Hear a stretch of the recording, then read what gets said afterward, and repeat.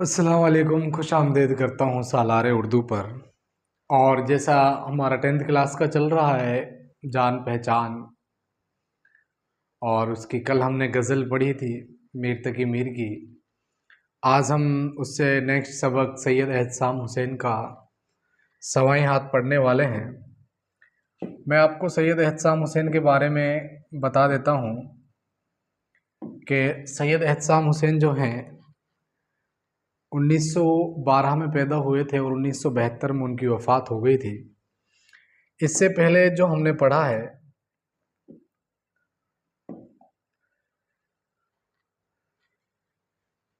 यानी जो हमने इसमें पढ़ा है वो चीज़ हम अभी बता देते हैं।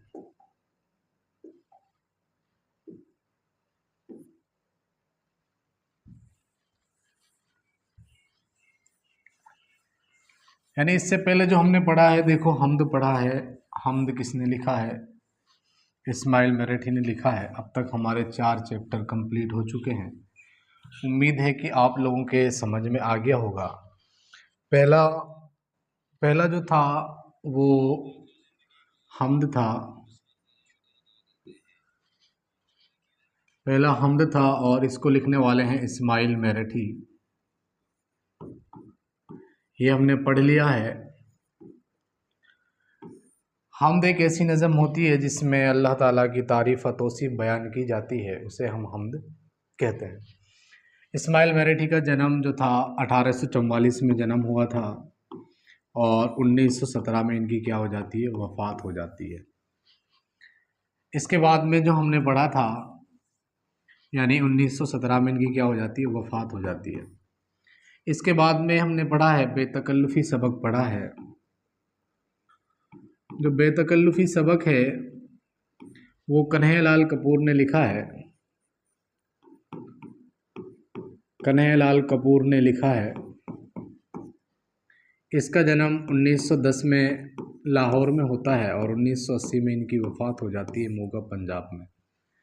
इसके बाद में हमने पढ़ा है नेकी और बदी, एक नज़म है। नेकी और बदी एक नज़म है।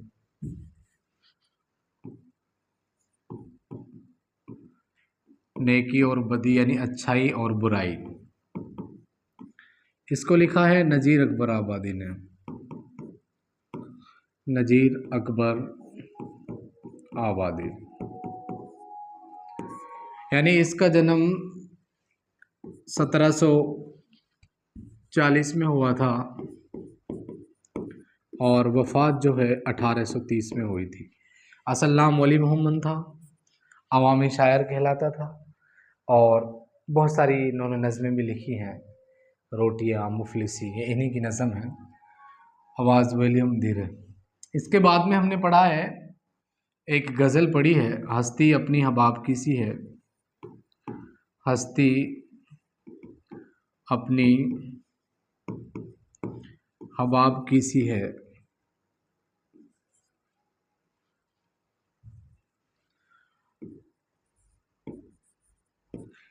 ये लिखा है, ये गज़ल लिखी है मीर तकी मीर ने।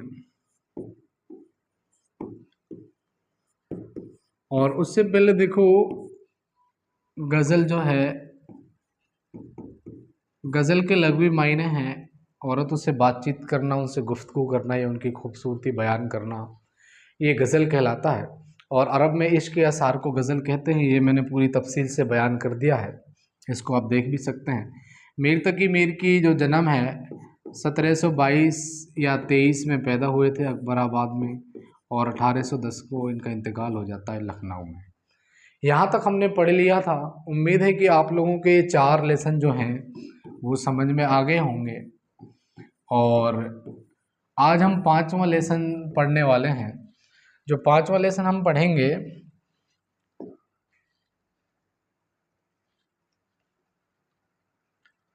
पांचवा लेसन जो पढ़ेंगे हम वो सैयद एहतसाम हुसैन का पढ़ेंगे। ये आप लोगों ने पढ़ लिया है। इसके बाद में आज हम सैयद एहतसाम हुसैन आपके सामने तस्वीर पे दिखाई दे रहे हैं। इसकी मैंने 2 तस्वीरें साझा की हैं, ये सिर्फ तुम्हें समझाने के लिए। प्रोफेसर सैयद एहतसाम हुसैन रिजवी और बड़े ही एक निकादों में इनका शुमार होता है। और ये तस्वीर हमें बयां कर रही है इस चीज़ को कि ये बड़े बहुत गहनता से और बहुत ही मतलब सोच विचार करके और बहुत ही अच्छी तरीके से ये किसी भी चीज़ का मुताला करते हैं। आप लोग जानते हो, जब एक चीज़ का जब एक चीज़ का या कोई भी मजमून है, उसका एक से ज़्यादा बार क्या हो रहा है, मुताला हो रहा है। क्या हो रहा है? मुताला अगर होता है तो उसके लिए बड़ी ही गहनता और बड़ी गहराई से पढ़ना पड़ता है। ये तस्वीर हमें बयां कर रही है।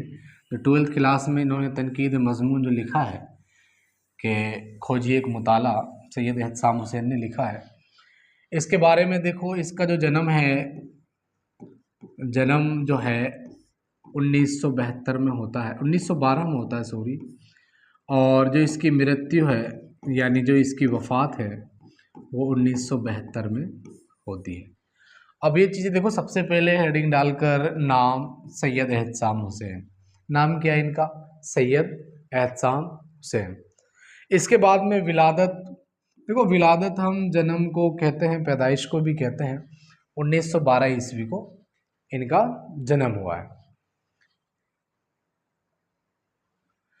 इसके बाद में रहलत, जो इसकी वफ़ात है 1912 में, इसकी क्या हो जाती है? रहलत हो जाती है। ये 3 टॉपिक हैं। देखो, अगर किसी शायर के वालिद का नाम है तो चौथा आप वहाँ पर भी लिख सकते हो। इसके बाद में प्रोफेसर एहतसाम हुसैन की पैदाइश कस्बा माहुल, ज़िला आज़मगढ़, यूपी में हुई। यानी आज़मगढ़ एक ज़िला पड़ता है यूपी में, वहाँ पे एक गांव है माहुल, वहाँ पर इनकी विलादत हुई है सैयद एहतसाम हुसैन की। और यहीं इब्तिदाई तालीम हासिल की और आला तालीम के लिए इब्तिदाई, देखो इब्तिदाई जो होती है वो शुरुआत होती है। क्या होती है? शुरुआत होती है। जो शुरुआत की तालीम है वो घर पर ही हासिल हुई। देखो जाहिर सी बात है, जहाँ पे कोई भी इंसान पैदा होता है, कोई भी पैदा हो रहा है, तो जाहिर सी बात है कि उसकी तालीम घर पर ही हासिल हुई होगी। ऐसा तो है नहीं कि लो भाई पैदा हो गया, पैदा होते ही उसका एडमिशन हमने दुबई करवा दिया, ऑस्ट्रेलिया करवा दिया, ये तो नामुमकिन है। देखो ये तब हो सकता है जब किसी के घर माँ बाप या फिर खुद कोई बाहर रह रहा हो, बच्चे पैदा यहाँ हो रहे हों, उसका बाहरी रहन सहन हो, तो फिर उसकी तालीम भी बाहर हो सकती है।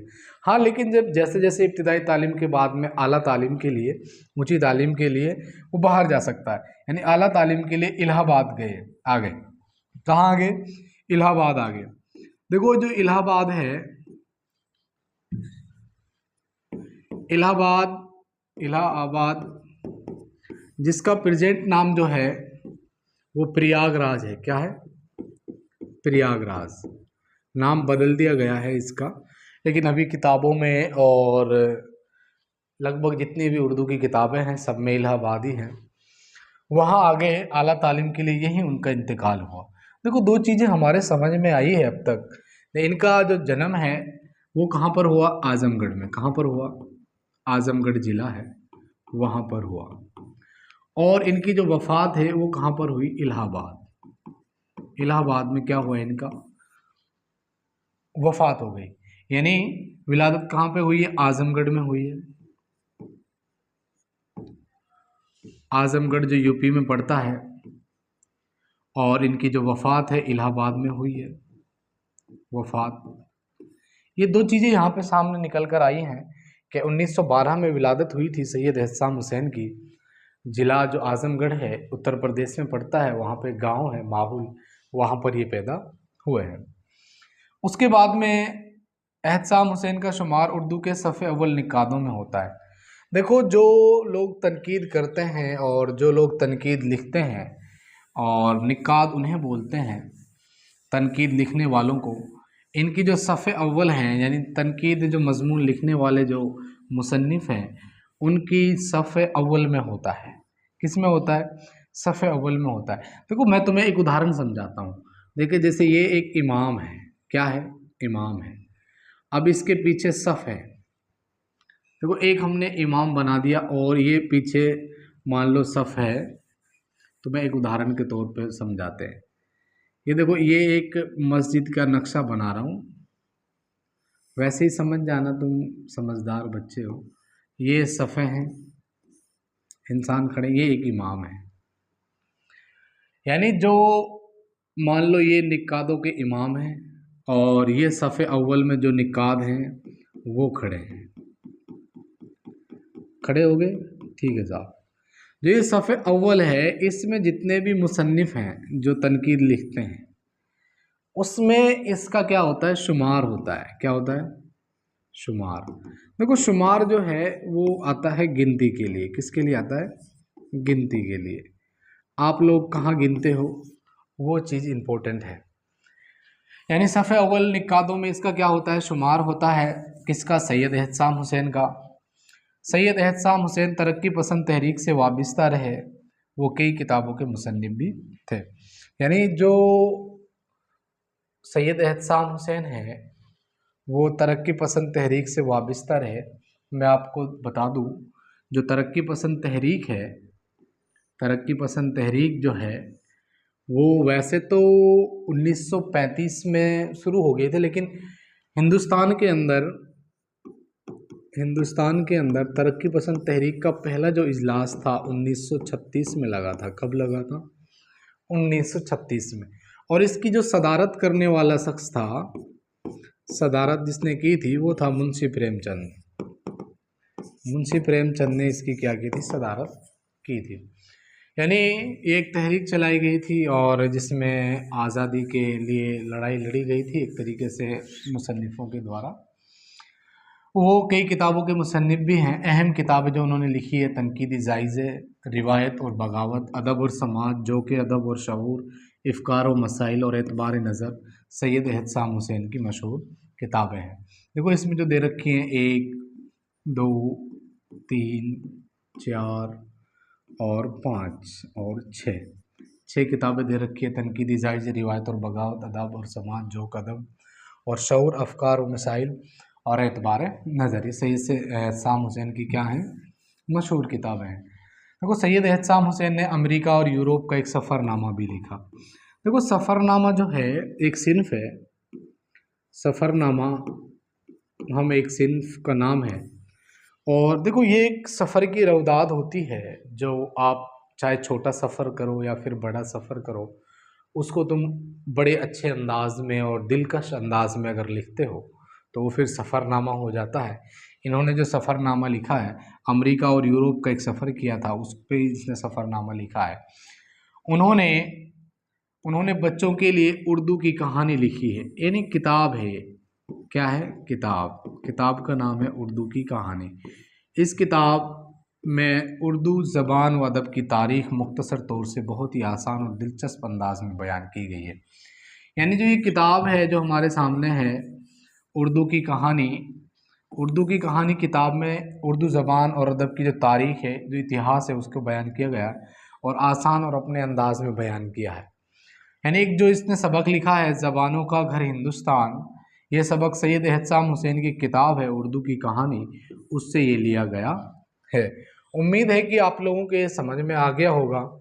और ये ज़बानों का घर हिंदुस्तान हम कल करेंगे, तो आप लोगों के ये चीज़ें समझ में आ रही होंगी जो चीज़ें मैंने पढ़ाई हैं। आज मैंने थोड़ा मुख्तसर से सैयद एहतसाम हुसैन की आपको हालात ज़िंदगी बयान की है और इंशाअल्लाह उम्मीद है कि आप लोगों के समझ में आ रहा होगा। और मैं तो यही कहता हूँ कि देखो मेहनत करते रहो, और जब तुम लोग मेहनत करोगे तो बहुत आसानी से मंजिल पालोगे। अगर दुनिया की फ़िक्र में लग गए कि दुनिया क्या कहती है, तो दुनिया की तो तुम्हें छोड़ना चाहिए। तुम्हें तो सोचना चाहिए दुनिया जाए भाड़ में, हमें कोई मतलब नहीं है कोई हमारे बारे में क्या सोचता है क्या नहीं सोचता है। तुम्हें तो सिर्फ पढ़ाई से मतलब है। और इंशाअल्लाह नेक्स्ट वीडियो में हम ज़बानों का अगर हिंदुस्तान समझा देंगे, इंशाअल्लाह फिर मिलेंगे, है ना। खुदा हाफिज़।